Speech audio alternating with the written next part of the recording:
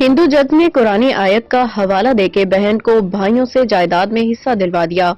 मकबूजा कश्मीर में खातून को दहाइयों के इंतजार के बाद बिलाखिर जायदाद में हिस्सा मिल गया, जो इनके भाइयों ने हड़प कर रखा था।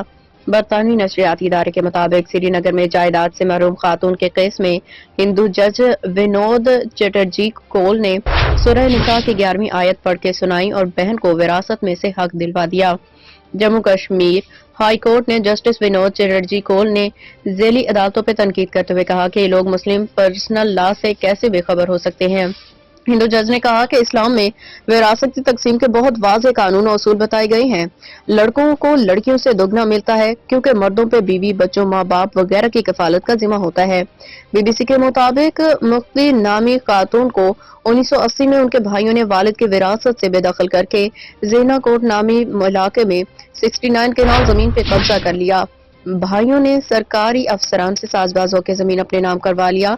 मुफ्ती अपनी 4 बेटियों और 5 बेटों की किफालत के साथ अदालत के चक्कर भी काटती रही। 1996 में हाईकोर्ट के डिवीजन बेंच ने उनके हक में फैसला सुनाया था, लेकिन भाइयों ने दूसरी अदालत में चैलेंज किया गया और फिर इसी साल मुफ्ती वफात पा गईं। खातून के इंतकाल के बाद उनके बड़े बेटे मोहम्मद सुल्तान बट ने कानूनी जंग जारी रखी, यहाँ तक कि रवां बरस जनवरी में उनकी वफात हो गई, जिसके बाद खातून के सबसे छोटे बेटे मोहम्मद यूसुफ बट ने मुकदमे लड़ा और बिलाखिर अपनी मां का हक हासिल कर लिया। बीबीसी के मुताबिक अदालती फैसले में कहा गया कि मुफ्ती के भाई ने मुफ्ती के हिस्से की 23 केनाल जमीन में से कुछ फरोख्त कर दिया है, तो आज की कीमतों के हिसाब से इदागी करें या किसी दूसरी जगह उतना ही रकबा दें।